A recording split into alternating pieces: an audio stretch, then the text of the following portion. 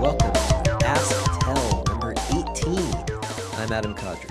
This time out, we'll cover a couple of pieces of interactive fiction of different sizes. One takes place in one location, the other has over 80 locations, and that also reflects the amount we had to say about each one. But we'll start with the short one.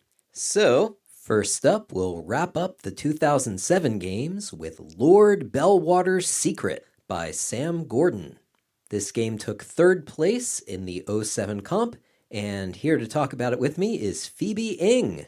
So, what's this one about? In Lord Bellwater's Secret, you're Bert Smith. You're a servant of the eponymous gentleman. Unfortunately, both Lord Bellwater and your sweetheart have recently died, and his no-good son has now inherited his estate. But something's not quite adding up to you, and one night you sneak into his study in order to try and discover the truth. Rightio. And how'd your playthrough go?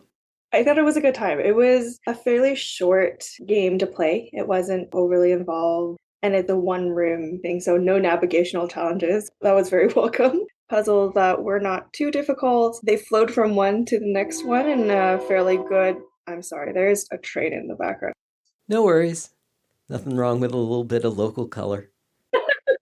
Yeah, I felt like the puzzles flowed fairly well from one to the next, and I didn't find it overly challenging or frustrating at any point until the very end. All right, well, it sounds like our experience with the game was close to identical. When I was playing it, at first I was astounded because I was actually making progress without going to the hints even once. When I figured out the combination to the safe, I know it's not the world's most brain-melting puzzle, but still, you have to put together a few clues to figure out that the combination is a date, and then that it's a birth date, and you even have to do a little math to get the birth year right. And so when that safe door opened, it was pretty satisfying. And then I was told that I had all the evidence I needed to go to Scotland Yard, and suddenly I was in a timed puzzle. Getting out of the room. And the solution to that one turned out to be something I never would have guessed. Rappelling down the side of the building using the cord from the curtains or something. For me, it was fairly clear that it had something to do with the curtains because that was the only thing that we hadn't really interacted with yet. That's a good point. But I was trying to hide behind the curtains. I was opening them, opening the window, going outside, closing the windows, and then closing the curtains to try to see if I could hide from them. I spent maybe 4 or 5 times trying to figure out how to hide appropriately behind the curtain. Turns out that's not what you're supposed to do. And then there were a few where I was trying to see if there was something heavy enough that I could pick up, that I could put it against the door or hit somebody with it when they came through the door. None of that worked. Yeah, even when I went to the hints, it looked like I might have to completely start over because I didn't have time to do all the commands the hint suggested. So I thought I'd saved too late. But before I just gave up, I went to the walkthrough on IFDB and saw that I could lock the door and buy a few extra turns that way. Oh, I didn't know that you could do that. I didn't end up locking the door. And you were still able to make it out? Yeah, I did. I had enough time, but the ending that I got, I did not enjoy. All right, well, let's talk about the ending. So far as I can tell, there are only 2 endings to this game. You get the bad ending if you get caught in the study, or if you go to the police station holding a big bag of money in your fist, which is not a good look. Yeah. And you get convicted as a thief and transported for life to Western Australia. And believe you me, there have been elections here in the US that had me looking into how to get to Western Australia. And these days, for indefinite leave to remain, it costs about $1.5 million. So the fact that you get there for free means that maybe that's the good ending after all. But for what is supposed to be the good ending, you get the butler sent to Western Australia for killing your sweetheart, the chambermaid. But even though the late Lord Bellwater made you the beneficiary of his last will, his son throws his money around and gets that will declared void. So he keeps the estate. You get a horse. And a little bit of money from a 19th century GoFundMe. I imagine that this is not the ending most players were hoping for. So what do you think of that narrative choice? I was angry. I was like, no, I did all the right things. Why won't the police believe me? And then I remember that we were dealing with police, and then that this was a very privileged man with a lot of resources, and I am but a lowly servant in this world. So I guess it was realistic in a way, especially in that in the better ending, the butler is the only one that faces consequences. And that feels, I guess, realistic that the people with privilege and power and now all this money get to just continue being shitty. I may have misread something, but somewhere along the line, I got the impression that the butler didn't even do it. That the son had found out that your sweetheart, the chambermaid, knew about the real will. So the son killed her and then told the butler, hey, I'll pay you 5 years' wages to sign this confession that you were making moves on the servant girl and she fell out the window trying to get away from you. You reveal anything about the will and I show the police this confession, but you keep quiet and you make some money. Oh, that's even worse. Oh, that's awful. Maybe I just chose to believe that he was actually a bad person and was punished justly. But that would be even worse. There's just no good ending. Yeah, maybe not. All right, well, I don't know that I have too much more to say about this one. It's a comp game. Comp games are supposed to be short, and this one takes the length requirement seriously. So there's not much to it, but it's surprisingly solvable right up to that turning point we talked about, and it's got some flavor to it. If you're looking for something super deep and thoughtful and intricate, I don't think that this is it. This is like, I have a few hours. I like something fun and short and sweet. This is a good one for that. Next up, we have Nightfall by Eric Eve. Eric Eve wrote Square Circle, the worst game to be covered on this show up to this point. So I thought about skipping this one, but not only did it take second place in the 2008 comp, and not only did it win Zizzy Awards for Best Story and Best Setting, but I actually found a guest who wanted to give it a go. So here's Alex Hoffer. What's Nightfall about? Nightfall is a 2008 comp game in which you play a guy named David who lives in a small English city, a university town that is being evacuated because of this mysterious enemy that is coming. But this woman that you're obsessed with, is not evacuating. And so you are staying behind, presumably to try to rescue her and convince her to evacuate as well. All right. Just so we don't have to spend the whole segment resorting to circumlocutions, I'm going to come right out and spoil that the woman the player character is fixated on is named Emma. But as you've alluded to, for the vast majority of the running time, the game just calls Emma she and her, often in italics. For that matter, we don't learn that the player character is named David until the end either. But we can talk about that later. Where should we start? One thing I'd be interested to start with is, what were your overall impressions of this game? I know that previously you'd mentioned that you didn't love Eric Eve's other games, and I actually kind of liked this one. I had sort of mixed feelings about it, but for example, I thought the writing was quite good. I thought the setting was very effective. What did you think of those parts of the game? I guess one way I might describe Nightfall is to say that it's what you get if you took Emily Short's innovations to improve the experience of playing IF and applied them to inferior content. Like the pathfinding from Float Point that let you just say, go to this location, or even go to the last place I saw this object, and the game will take you there. That's here in Nightfall as well, and it's great. I thought the hints in Nightfall were really well integrated into the game. You can type think to remind you what's on your to-do list, and then think harder will give you explicit hints without leaving the game and pulling up a menu system. I liked that I didn't actually need to use think harder more than a couple of times. For instance, I was able to solve the CCTV puzzle on my own, and I was pretty chuffed about that, as the Brits would say.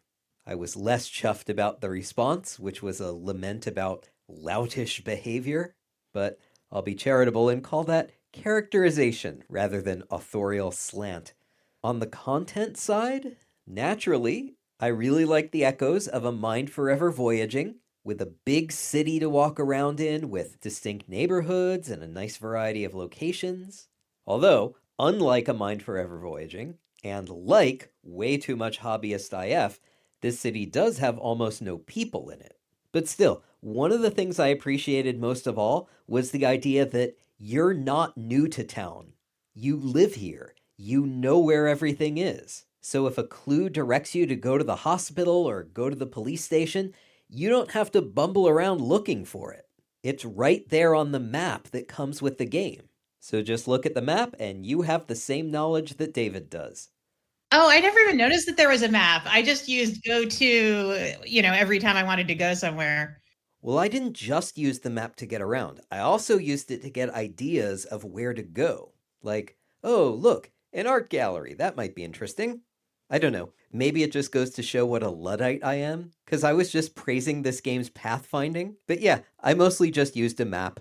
And I'm the same way in real life. If Ellie's in the car, we'll use the GPS directions on her phone. But if I'm by myself, I get around by looking at a piece of paper.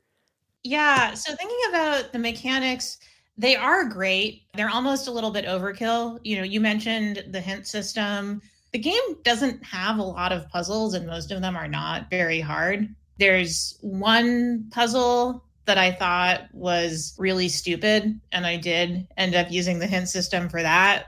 But other than that, I don't think I ever typed think at any point during the game. And I'm sure it is really well implemented, but the game does not really need it. Similarly, there's this great sense of tension. The game is on a timer and it tells you that it's on a timer. And there are these constant reminders that it's getting darker and you're running out of time. And it turns out that the actual deadline to finish the game is more than twice as many turns as I ended up taking. So the deadline is actually incredibly generous. And I think it's unlikely that anyone would hit it.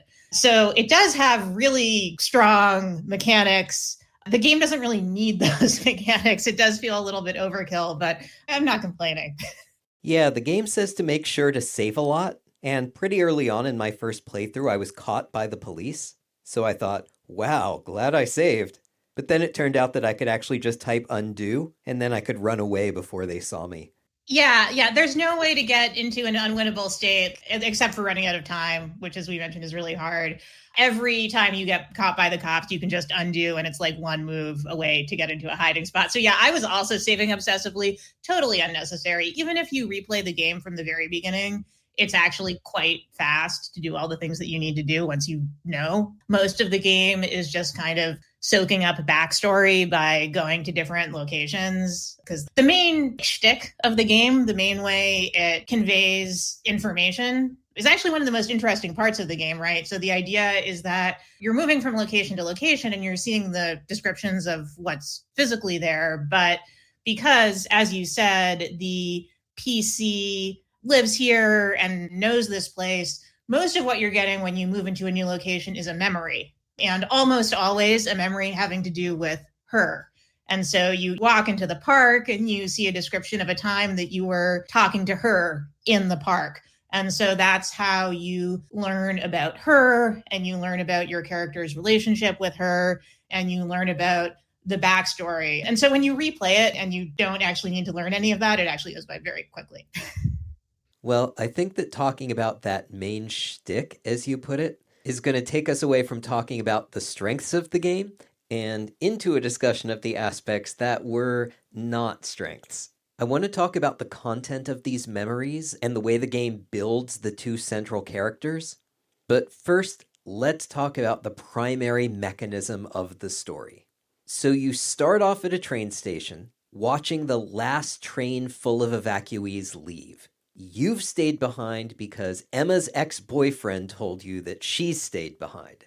He gives you an envelope she asked him to pass along to you. In it is a key.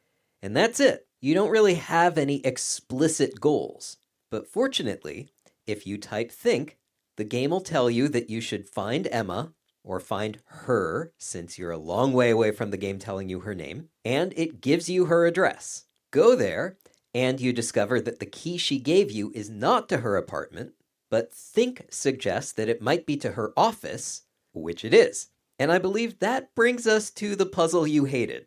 Right. You start the game with the key to her office. So you go to her office, and there is a safe which contains the key to her apartment. It's a safe with a dial on it. The combination is two digit numbers For some reason, she has this really obscured hint system written down, which doesn't make any sense. She presumably doesn't have trouble remembering two-digit numbers to the safe in her office. If she did, this hint system would be a weird way of doing it. If she was just trying to tell you, she could have just told you. Like, it's weird to have a safe with a two-digit combination. It was just like a really, really weird puzzle. Also, the only important thing in the safe is her apartment key, and she gives you the key to her office when she leaves town. She should have just given you her apartment key also when she leaves. It doesn't make any sense. I guess that maybe the idea was that she couldn't just give you her apartment key because it might fall into the wrong hands. But if she gives you her office key and some enemy of hers got it, that enemy would only have access to a less private space and maybe couldn't figure out the clues. The clue to the key is actually not something that only David would know, because there are two clues. One of the clues is home office, and the other clue is Borodino overture. So home office indicates that the combination is the street address of her home, which is 18, combined with the street address of her office, which is 12. Which is a strange clue, because if you're in her office, you obviously already know what the street address of her office is. If you don't know what the street address of her apartment is, then you have no use for her apartment key because you have no idea what building to use it on. So it's a little strange that that would be part of the combination. And it's certainly not something that only David would know. I assume that a lot of people know her home address. The other clue, Battle of Borodino. That game absolutely could have played this off as, you have some memory together involving the 1812 overture. We've established that Emma is a fan of classical music. They could have gone to a Tchaikovsky concert together. But no, if you think harder, you just know that the 1812 overture is about the Battle of Borodino. There is no plot element to that, and there's no reason why that's specific to David. Anyone could know that. Even in 2008, everybody could Google Borodino Overture at a moment's notice. There's nothing about these clues that is specific to David. It just doesn't make any sense as a puzzle. It feels like something that the writer put in because he figured it out as like a clever thing that he noticed. It seems a little bit self-indulgent. I had less of an issue with that puzzle in particular than I did with the fundamental mechanic of the story. It's literally a string of lock and key puzzles. Here's the silver key to the office, so use that to get the brass key to the apartment. At the apartment, you get a call telling you to go to the hospital, and at the hospital, there's a note saying you need to go to 4 different places to look for a gray key. Which it turns out you don't even need to find. Right. When you do finally meet up with Emma at the end, she says, "Okay, here's your big moment, David. Where's the key?" But if you've dropped the key, she says, "Oh wait, fancy that. I just so happen to have a spare on me the whole time. Silly me." I don't even understand why you need to go into any of these locations. I don't quite understand what her motivation is in leading you around town. She doesn't actually need you to do anything. Exactly. The key chase is clearly a mechanism to send you all around town to trigger a bunch of backstory memories and to trigger a few events. But there's no real logic to it in the game world. Unless Emma is just trying to show you how many different colors the telephone company offers. That's right. And how many cassette tapes can be scattered around a town, which is apparently 5.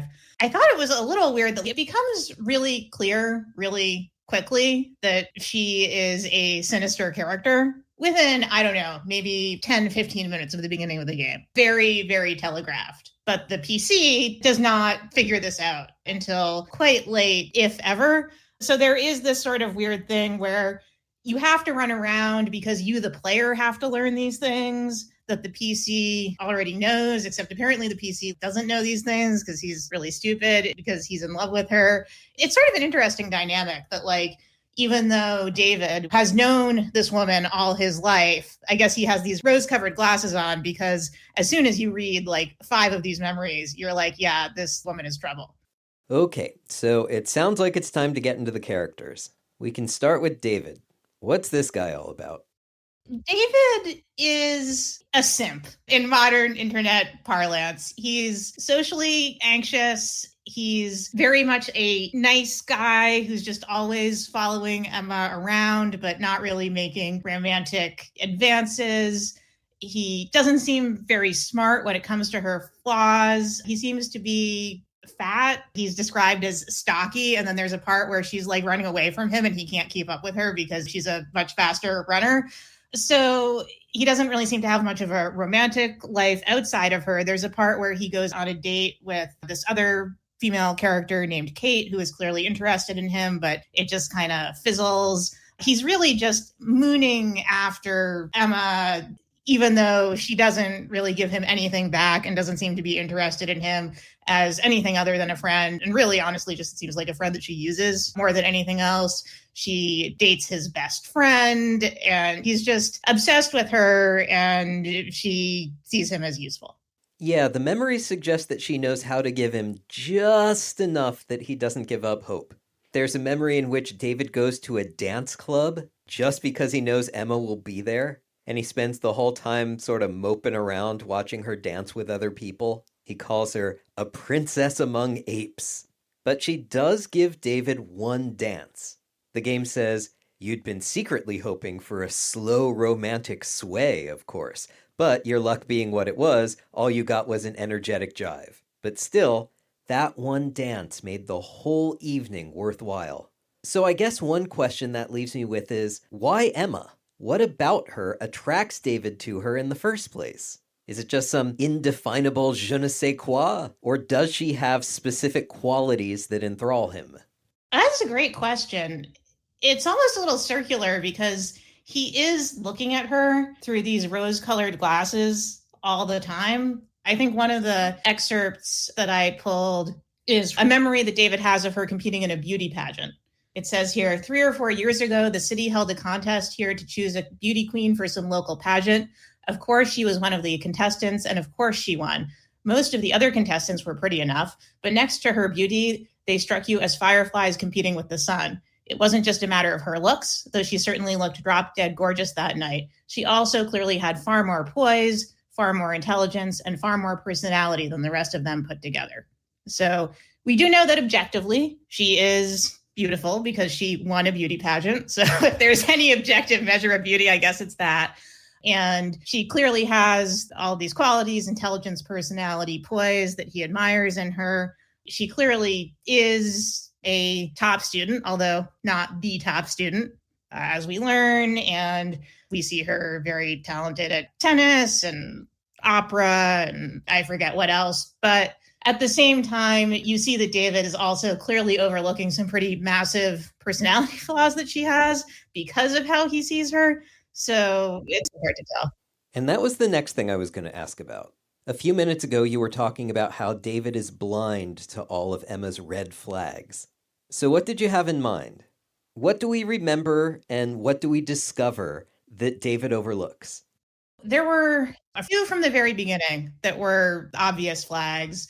The first one is when you go to Kate's grave in the churchyard and you remember Emma giving the eulogy, and your memory is how she was so poised and composed when she was giving this eulogy and she didn't cry. And you're like, yeah, okay, she killed Kate. She definitely killed Kate. So Kate, I guess I should add, is a mutual friend of yours and Emma's. She's the one that I mentioned that you go out on a date with, but nothing really happens. And she dies mysteriously in what is an assumed suicide from jumping off a bridge, but she was totally pushed. I thought that was very obvious after you get that scene. And then the second part, I forget whether I saw this before or after the eulogy memory, but it's not actually a memory, it's a letter. So when you go into your office, there's a letter that your friend Jeremy, who is Emma's ex-boyfriend, wrote a breakup letter to her. And it basically says, you know, you're emotionally unavailable, you're ambitious, but you were very cold. I don't understand why you won't open up to me. We're breaking it off. And then she sent it back and she wrote on it, you will regret this, or something along those lines, something very vengeful. And I saw that letter and I was like, okay, great. I can leave town. I don't need to save this woman. She's clearly psycho. Let's move on. But then other things happen and then you have other reasons to want to find her. But yeah, those were the two things that made it really clear really early that something was up. Okay, so having established that there are all these warning signs, we should probably finally talk about what they're warning us of, which is that she's nuking the town. Yeah, sure. Let's talk about the fact that she's nuking the town. Though for some reason, I guess maybe just to keep from causing a panic, even though it seems like this might just cause more of a panic. The authorities do not say, "Attention residents, we have evidence that a terrorist is planning to nuke the town," but instead they say, "Attention residents, a mysterious enemy is coming for this town, and we must evacuate." Yeah, it's just really weird. The police in this game are just very passive. Once you realize what's actually happening, they are oddly passive. It's not like, oh, let's try to find this nuke. They're just like, yeah, there's a nuke. We're just going to evacuate everybody. They don't seem to be questioning anyone or searching for anything, which is maybe why the game doesn't let you call the police. The one implementation gap that I ran into was you can't call the police after you find the bomb. And I was like, yeah, like you try to call them and the game says, you don't see why you would want to call the police. And it was like, well, when I think about it, they have been kind of passive in terms of this threat. So maybe you're right. Yeah. Well, when the danger turned out to be about a bomb, I was pleasantly surprised, at least at first. Because when I saw 1, this game is by Eric Eve, 2, here's a review by Emily Short saying that there are biblical quotes in it that are important, and 3, the synopsis says that you're battling an enemy with a capital E, I was asking myself, oh no, is it Satan? Yeah, and when you turn on the TV, and there is in fact a woman on the TV who says, oh, the enemy is definitely Satan. But let's put a pin in that. When you finally do find Emma, she's holding a detonator and announces that this whole city is about to become a pile of radioactive ash. Why? Her only explanation is, in a very Eric Eve piece of dialogue, "This place never did value me properly. I've suffered far too many rejections." And it's like, she didn't come in second place in the beauty pageant. Rejections? Her boyfriend broke up with her, but is that why she's nuking the city? It's a little weird. So there are 2 perceived slights that I think we see in the game. One is that she is not valedictorian of her class. Kate is, which is why she murders Kate. And then the other perceived slight is that when you read her email, you can see that she's trying to be the nominee for some local political office. And they say, you're too junior to be our nominee for this position, but you could run for this lower position and use that as a stepping stone. And so she clearly sees that as a horrible slight. Other than that, there isn't really anything that I saw. Okay, that seems like a pretty flimsy motivation to nuke a city. So I don't think that we can chalk up her actions to any kind of rational grievance. There is an ending that tries to play up the psychological angle. In this ending, David is able to talk Emma down by saying, "Oh, the real enemy is fear of rejection. I never pursued my feelings for you because I was afraid you would reject me. And you..." Well, David might try to draw a parallel here, but Emma's problem isn't actually fear of rejection. It's that she interprets being second in her class as a slap in the face. And the same for being offered a seat on the city council instead of being selected to go straight to parliament. But the story offers up another angle, and this is where we start to see an unfortunate through line connecting Emma to the female characters in Eric Eve's previous games. There's obviously Leela from the Elysium Enigma, another love interest who turns out to be bad news. But there's also Square Circle, in which society starts to favor reason over tradition and thus becomes a dystopia. Square Circle attributes the philosophy it opposes to one Professor Dunderhead. And we meet a true believer of Professor Dunderhead, a woman whose name is Phrydid, Frigid. I think you mentioned in the review of Squared Circle that Frigid has a short, sensible haircut. There's also a scene where Emma gets a short, sensible haircut, and David is just so pissed about it. He's like, this haircut is awful. And then she grows her hair back long, and they never speak of it again. I'm telling you, there are through lines here. So here in Nightfall, we hear about another philosopher when we have a memory of Emma burbling about what a great thinker he is. His name is A.D. Stanilev, which turns out to be an anagram of Satan Devil. So I looked at my map, I found the library, I looked up Stanilev, I located his book, and here's what the game says. The introduction states that the book will explain the one true philosophy. Love is best expressed in destruction, since entropy rules all and decay is the natural order of things. The sole end of life is death, and to love death is to be in tune with the universe. The one goal of existence is the heat death of the universe, the ultimate nightfall. Turning to the last page, you find that the book ends with a bitter parody of St. Paul. Death, destruction, and decay. These three things abide, but the greatest of these is death. And then it says, this is about as much as you can bear to read. So it seems like Emma nukes the town, partly because of her feelings of rejection, but mainly because, like Frigid did with Professor Dunderhead, Emma has fallen under the intellectual sway of A.D. Stanilev, who has put forth this philosophy. This incredibly compelling philosophy. Yes, but this game is willing to take a stand and say that this philosophy is bad. What's the meme about this sort of thing? Why would you say something so controversial yet so brave? The thing is, when I covered Square Circle with Claire, she asked, who in the world opposes rationality? And I was like, well, unfortunately, a lot of people. Al Gore even wrote a book about it. But this Stanilev thing is something else again. If this sort of death worship is the theme, what bearing does it have on the real world? Who does Eric Eve think he's arguing against? This isn't a philosophy that even suicide bombers believe. Who is it that A.D. Stanilev stands for, other than Satan Devil? And I don't know, if you think that lurking around every corner, Satan is dancing around with a pitchfork saying, I love death and destruction, and you think that much of the world has fallen under the sway of the devil, then fine. But that doesn't seem like a way to understand the world's ills that's going to be very helpful in combating them. Yeah, I spent quite a while trying to figure out, does this game have a philosophical message? And if so, what?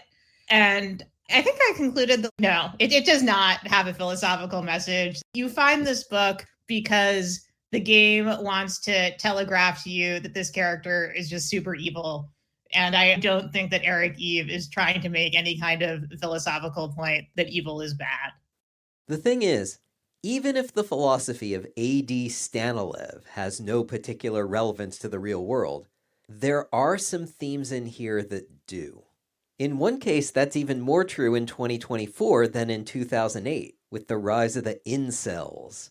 Because there's nothing wrong with putting a female villain into your story, but a villain whose stated motivation is, I've been rejected too many times and now people gotta die, it seems weird to make that villain a woman. It's not the Emmas of the world whose feelings of rejection have them running around Santa Barbara trying to shoot sorority girls. Yeah, I thought it was a very strange presentation that the person who is violent because of slights that they perceive the world has put on them and therefore wants to kill a bunch of innocent people is the woman and not the guy who has been trying to get the romantic attentions of this woman and failing constantly. It seemed like a very strange reversal of the actual real life dynamics of this kind of situation in the vast majority of cases. And I almost said subversion, but I genuinely did not get the impression that this game was trying to be subversive in that way. It just seemed weird. And it really kind of emphasized how odd and unmotivated her violence is, but it also made me wonder, like, why are we playing David? I guess it's one of those situations where if we had been playing a female PC and if a guy had been in Emma's place about to blow up this bomb, like, I don't feel the game would have felt so light in such a way. Like, it would have felt quite scary and creepy and depressing in a way that I think that it doesn't come off as, because it's just so cartoonish in the way that it plays out.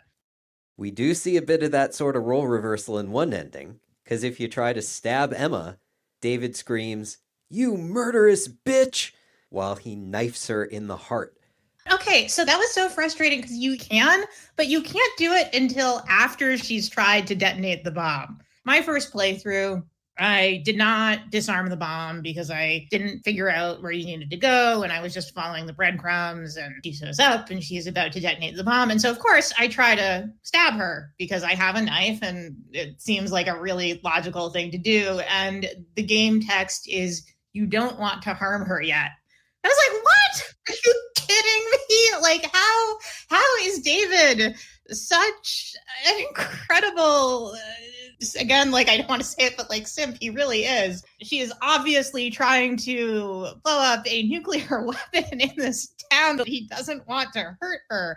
I was really astounded by the characterization. But yes, after she tries to detonate it, you can do it. And the jump from you don't want to harm her yet to like, you murderous bitch, like, it's such a strange escalation. Like, you could see David not even being mad at her. He could still want to kill her because she's about to do something terrible, and he could still be in love with her.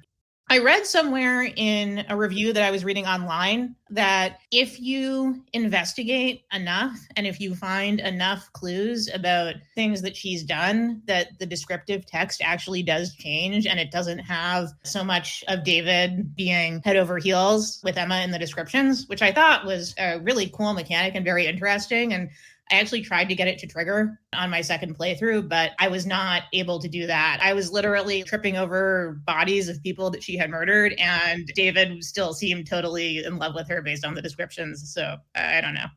I feel like an issue we run into is that there are a couple of ways of looking at David's decision here. You can do a sort of ethical calculus. Like, if Emma blows up the city, you die, she dies, anyone left in the city dies, and you know that the town drunk is kicking around if no one else. And, of course, the entire city is lost. And you probably have to turn a significant chunk of England into a Chernobyl-style exclusion zone. Whereas if you kill her, only she dies. Personally, I find it very difficult to imagine taking a life, especially if it's with a knife instead of a gun. But the optimal course of action here seems pretty clear-cut. No pun intended. Except, as you point out, the game won't let you kill her until after she pushes the button of the detonator. That means that in every scenario, stabbing her is a purely emotional reaction. Now, in the first ending I reached, I tried to stab the detonator, and the game wouldn't let me do that. But it did let me break the box by just throwing it on the ground. And in that ending, you're told that the moral of the story is this: your idol has been shattered. She was not what you thought.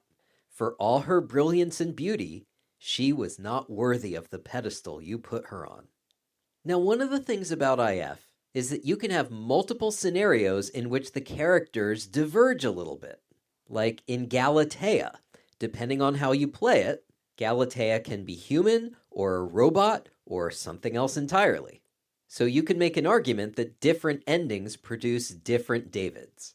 But if you conflate these endings of Nightfall, the composite view of David that emerges is that he's a portly nice guy who's been enamored of Emma pretty much his entire life. He hears she might be putting herself in danger, defying the evacuation, and decides to come to her rescue. But in following her trail, he gradually discovers that, wait, she wasn't worth putting up on that pedestal after all. And so now I'm gonna stab her in the heart with my knife. Yeah. Yeah. The fact that your character's conclusion after learning that this woman whom he's loved his whole life is actually trying to massacre a city is, well, maybe I shouldn't put people up on pedestals. I was like, is this supposed to be funny? Like, There is that. I was sort of thinking along different lines. This is a known pattern, right? I thought you were perfect, but you're not, so die! And you can say, well, this is different. Because in real life, the thing that sets these guys off is like, oh, someone I know said that he saw her at a party, and she was kissing some Chad, and he doesn't love her like I do, and how could she? Whereas in Nightfall, she's nuking a city. But in a way, that's kind of the point. In the real-life scenario, When the crush steps out of the role that the incel has assigned to her, it feels like she's ending the world. You can imagine a creative writing class in which the guy sitting in the back turns in a story about how I would have treated my crush like a supreme gentleman, but instead she blew up the town. And all the women in the class are like, having this guy in the class is making me uncomfortable. It took me a while to figure out why the attitude toward women in this game rubbed me the wrong way, because it's certainly not saying that women just are all going around blowing up atomic bombs in parking lots. That's just what they do, those crazy emotional women. It's clearly not saying that. And we do have an example of a female character, Kate, who seems to be attractive and lovely, no negative qualities portrayed in her. So it's not as though the game is painting women with a broad negative brush. But I think the thing that bugs me is the way that Emma's villainy seems to be so tied up with characterizing her as having unfeminine traits. If you look at Jeremy's breakup letter, imagine you were actually dating Emma and you decided to break up with her. Based on the characterization, you'd probably say, like, Emma, you really scare me. You have this incredibly violent temper. When anything doesn't go your way, you really lash out, and I'm worried and I don't think it's safe. And I think that you should get therapy. Like, that's what you would say if you were actually in a relationship with this woman. What Jeremy says is, I'm worn out by your need to always be the best at everything, and I've had enough of playing second fiddle to your ambition. Even now, I don't really feel I know you. I'm sure you do have a heart. I felt you've never really opened it to me. For such a successful woman, you seem strangely repressed. I would not describe it as repressed, right? She doesn't bottle up her emotions. We see her be very emotional, actually. She is incredibly angry and violent, but Jeremy here is essentially describing her as too cold. She's not emotionally warm enough. She doesn't open her heart to other people. She has too much ambition. She really has to be the best at everything. Basically just saying that, like, she's not feminine enough, that she's not an emotionally supportive woman who's happy taking a backseat to her man and then letting him be the first fiddle in the relationship. And I don't know, maybe that's supposed to be an indictment of Jeremy's character, and maybe we're supposed to see that he's not the greatest, but it really bothered me that seems to be how the game is painting its female villain, as she's villainous because she's just too ambitious, and women shouldn't be like that. That kind of bugged me. So this is a British game from 2008, but one of the things I find most interesting about the arts is the way that they speak to other times and places. We played this in the US in the summer of 2024, and right now we're in the midst of a reckoning about exactly this set of issues. We have an election coming up in just a couple of months now, in which on the top of one ticket is a woman, while the other ticket is explicitly saying that this shows that our culture has gone off the rails.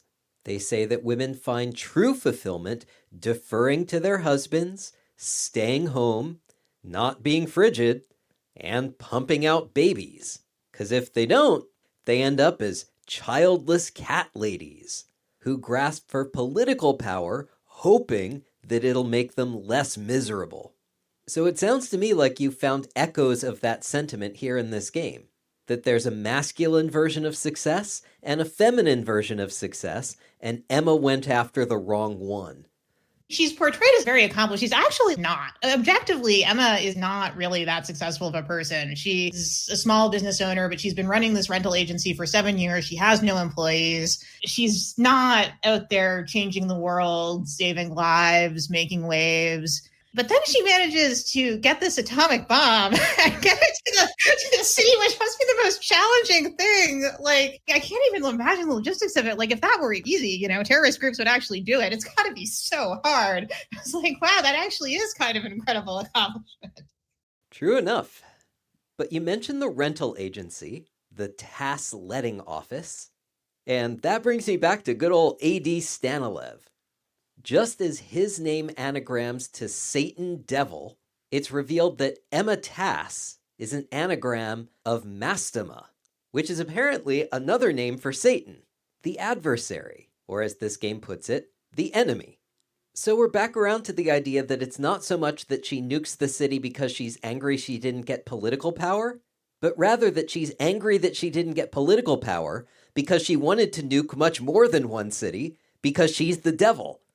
oh, there's this extremely obscure evil character in the Bible named Mastema, and I could anagram that to something that sort of sounds like a plausible person's name, and I'm definitely going to do that. And there is no satisfaction, there is no puzzle, there is no reason why you would care that it does anagram that way. It's just something that felt quite self-indulgent as well, in my opinion.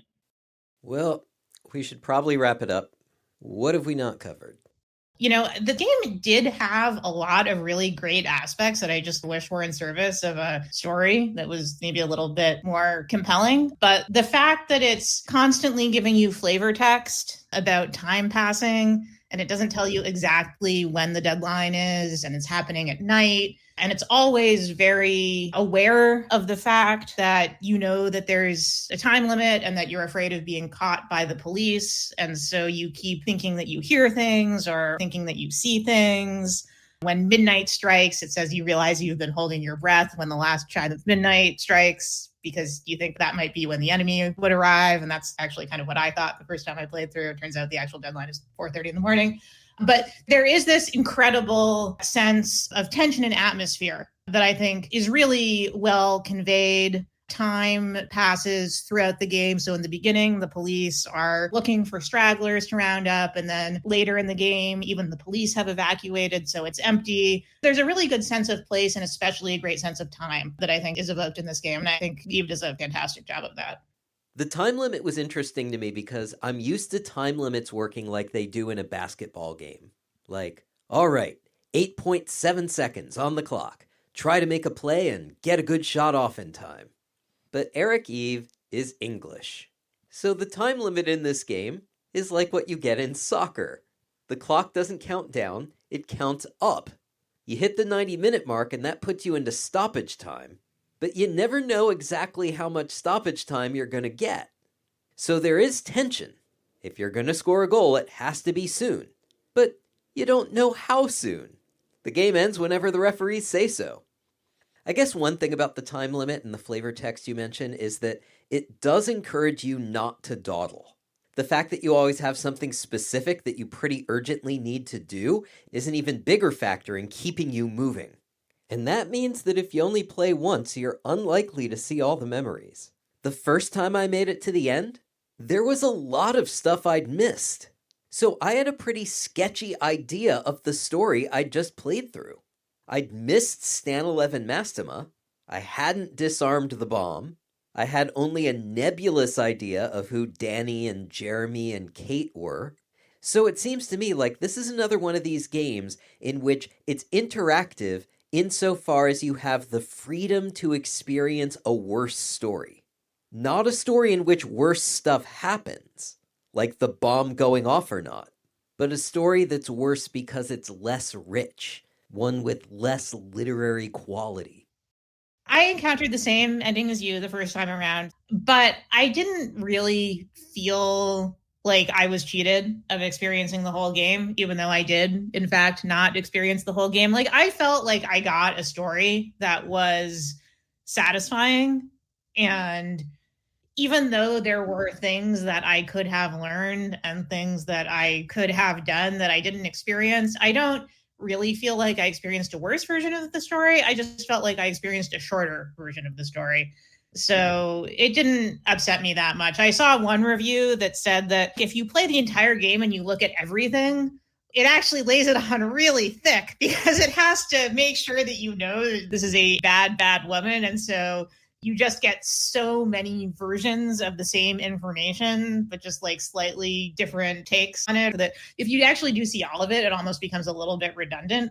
So it didn't really bother me. And the game does have information at the end that basically tells you how much of the game that you saw. It's like, hey, there are 5 cassette tapes. How many did you find? Or like, here's a list of locations that you didn't go to. So if you really do feel the need to be a completist and see the whole thing, it does tell you what you're missing. But I didn't feel like I was cheated of a better game by getting the ending that I got. That's a great point. I hadn't thought about it that way. Though what you've just illuminated for me may just give me twice as many reservations about this kind of story. I was worried about how if you don't visit enough locations, you end up with a story that's kind of half-baked. But you're right, if you visit too many locations, You might end up with a story that keeps hammering you with the same information until it becomes overkill. I guess one solution is that the author can track how much information you have and encourage you to either hurry up or slow down, depending on how close you are to the optimal experience. But that could be a whole other conversation, and we really should wrap up. So I know you had one last moment that you wanted to highlight. I thought this game was quite well written. There's a part here that I pulled out where you're looking at a poster, and it says, the poster advertises a new play called Martian Mores by an author so obscure that it would be surprising if even his own mother has heard of him. Across the poster, someone has written, apparently in red lipstick, the words, beware the enemy within, although you can't be sure it's not meant to be part of the poster. I thought that was great. I thought it was clever writing. And then as a follow-up, I tried to touch the poster, and it says, what looks like red lipstick doesn't smear at your touch and doesn't feel any different from the rest of the poster. And I thought, that's the classic, the author thought of everything implementation. It's really great writing. It's really great implementation. I was impressed on those levels. And I think that those are probably the aspects of the game that caused it to score so highly in the comp. So does that mean you give it a thumbs up overall? I wouldn't say that it's a game that I would tell all of my friends that they absolutely have to play to experience the heights of interactive fiction. But, for a comp game, it's solid, interesting, 2 hours with good writing, good mechanics. And I wish it were in service of a slightly better story, but I would say that I liked it. And that wraps it up for Ask Tell number 18. Many thanks to the authors of the games, Sam Gordon and Eric Eve, and to my guests, Phoebe Ing and Alex Hoffer. And of course, thank you for listening. Next time, we'll continue with the games of 2008, and we'll actually leave Britain for the first time in a while, with a game set among the vast cornfields of Canada. Bye for now.